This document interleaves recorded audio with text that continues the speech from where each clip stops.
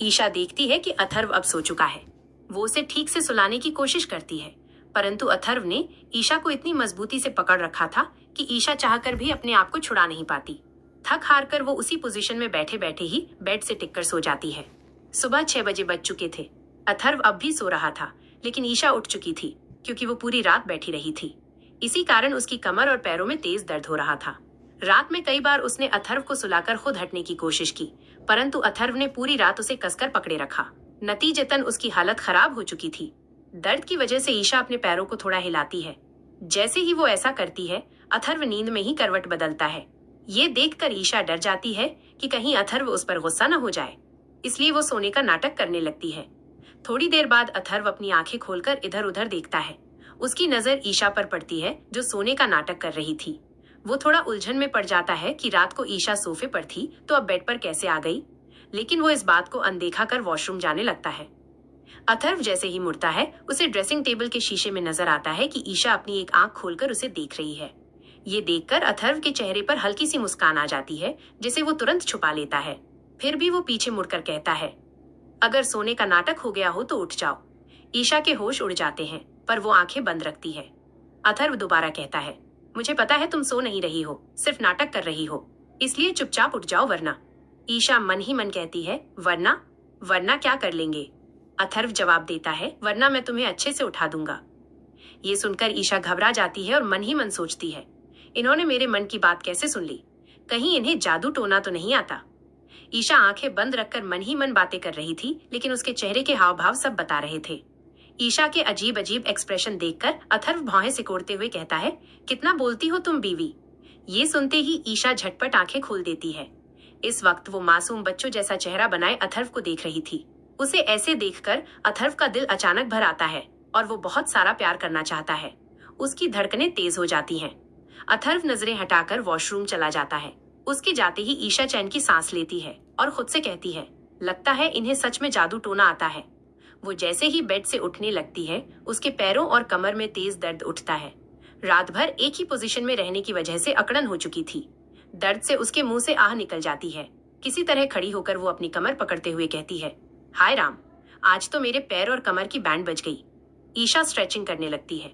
थोड़ी देर बाद अथर्व वॉशरूम से बाहर आता है। उसने सफेद रंग का बाथरोब पहना हुआ था। ईशा को देखकर कुछ कहता नहीं और सीधे ड्रेसिंग रूम में चला जाता है। ईशा भी अपने कपड़े लेने ड्रेसिंग रूम में जाती है।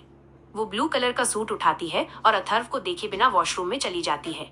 उधर अथर्व ने नेवी ब्लू बिजनेस सूट पहन लिया था और बाल सेट कर रहा था। तभी उसे वॉशरूम से ईशा की दर्द भरी चीख सुनाई देती है। आहा! अथर्व के हाथ अपने आप रुक जाते हैं। उसके चेहरे पर सवालिया भाव आ जाते हैं और वो तुरंत वॉशरूम की ओर दौड़ता है। अंदर पहुंचकर वो देखता है कि ईशा फर्श पर गिरी पड़ी है और दर्द से कराह रही है। अथर्व पास आकर बिना भाव बदले पूछता है, क्या हुआ? तुम चीखी क्यों? उसका एक्सप्रेशन लेस चेहरा देखकर ईशा डर जाती है। सिर झुकाकर धीरे से जवाब देती है, हम गिर गए थे इसलिए।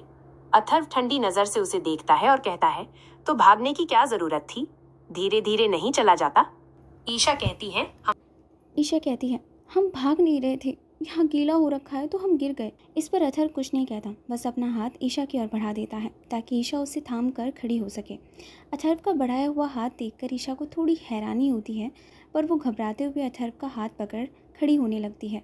पर वो ठीक से खड़ी नहीं हो पाती और लड़खड़ाकर गिरने को होती है कि अथर्व उसे कमर से पकड़ लेता है। वो घबराते हुए अथर्व का हाथ पकड़ खड़ी होने लगती है, पर वो ठीक से खड़ी भी नहीं हो पाती और लड़खड़ाकर गिरने को होती है कि अथर्व उसे उसकी कमर से पकड़कर गिरने से बचा लेता है।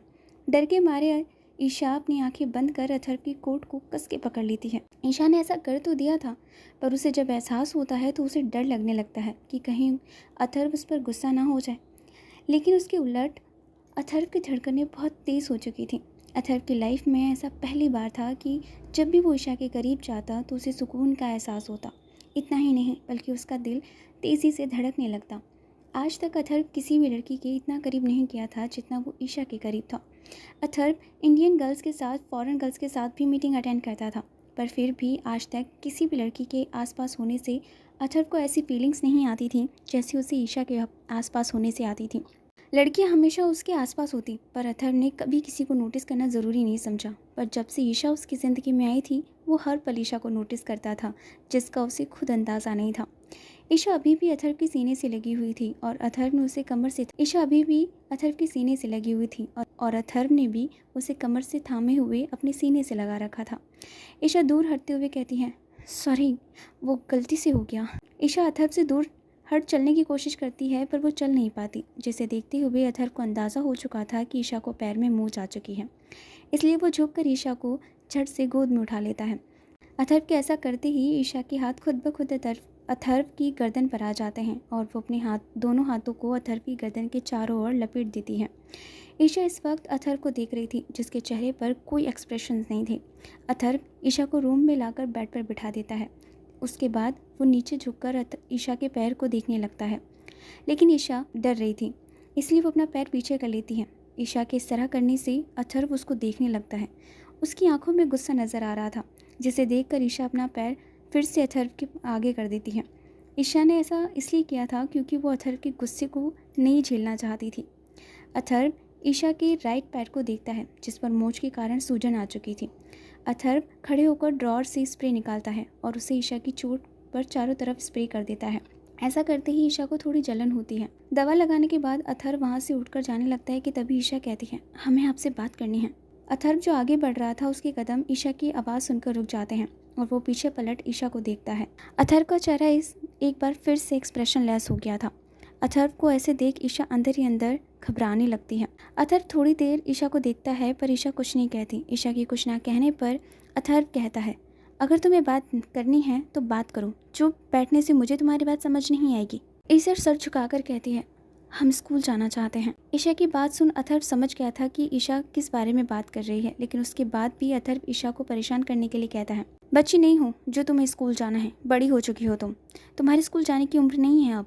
यह बोल अथर्व वहाँ से जाने लगता है कि तभी ईशा खड़ी होती है, पर तभी उसकी दर्द से आह निकल जाती है। ईशा की आह सुन अथर्व जल्दी से पीछे पलटता है और तेज कदमों से ईशा की ओर बढ़ने लगता है कि तभी कुछ सोचकर उसके कदम खुद ब खुद रुक जाते हैं और वो ईशा को देखते हुए कहता है, जब नहीं चला जा रहा है तो तुम्हारा भागना ज़रूरी है, और अगर तुम मुझे दिखाने के लिए ऐसा कर रही हो तो मुझे बहुत अच्छे से पता है कि तुम्हें भागना बहुत पसंद है, पर इसका मतलब ये नहीं है कि तुम हर जगह भागने की कोशिश करो। अथर्व की बात सुन ईशा उसकी बात को बहुत अच्छे से समझ जाती है। अथर्व सीधे सीधे उसे घर से भागने के लिए ताना मार रहा था, जिससे सुन ईशा का मुंह बन जाता है और वो उसके तरीके से कहती है, हम भाग नहीं रहे थे, वो तो आप जा रहे थे तो हम आपको रोकने की कोशिश कर रहे थे, पर आप तो हमें डांटते ही रहते हैं। अथर्व सांस छोड़ते हुए कहता है, तो अगर मुझे रोकना है तो मुंह से भी बोल सकती हो, भागने की ज़रूरत नहीं है। ईशा मासूमियत से कहती है, ठीक है नहीं भाग रहे हम, पर हम ये कह रहे हैं कि हम पढ़ने के लिए स्कूल नहीं जा रहे हैं, बल्कि हम स्कूल में टीचर की जॉब करते हैं और हमारे ना जाने की वजह से बच्चों की पढ़ाई पर बहुत ज़्यादा इफ़ेक्ट पड़ रहा है, इसलिए प्लीज़ हमें स्कूल जाने दीजिए। अथर्व कहता है, लेकिन जहाँ तक मुझे तुम्हारे बारे में पता है तुम बिज़नेस मैनेजमेंट की पढ़ाई कर रही हो ना, तो फिर स्कूल टीचर कैसे बन गई? ईशा कहती है, बिज़नेस मैनेजमेंट की पढ़ाई कर रहे हैं, लेकिन जब तक डिग्री हाथ में नहीं आ जाती कोई भी कंपनी हमें जॉब नहीं देगी, इसलिए हम टीचर की जॉब करते हैं। अथर्व, ओह आई सी। अथर्व थोड़ा रुक कर आगे कहता है, तुम अपनी टीचर की जॉब से रिज़ाइन कर दो। अथर्व की बात सुनकर तो ईशा के होश उड़ जाते हैं और वो हैरान नज़रों से अथर्व को देखने लगती है। ईशा कहती है, पर मैं क्यों जॉब छोड़ दूँ? मुझे मेरी जॉब पसंद है, और वैसे भी हम दोनों की शादी एक अधूरी शादी है। ना आप मुझे अपनी पत्नी मानते हैं और ना मैं आपको अपना पति। मैं आपके लिए सिर्फ आपके घर की नौकरानी हूँ और रात को आपका बिस्तर गर्म करने वाली आपकी एक रखेल। तो मुझे अपनी ज़रूरतों को पूरा करने के लिए जॉब तो करनी पड़ेगी ना। जॉब नहीं करूँगी तो फिर क्या करूँ? ईशा थोड़ा रुक कर आगे कहते हैं, या फिर आप ये चाहते हैं कि जिस तरह आपने मुझे अपनी रखेल बनाया है उसी तरह मुझे किसी और की भी बनना होगा। ये सब कहते हुए ईशा की आवाज़ में अथर्व के लिए गुस्सा और नफरत साफ दिख रहा था।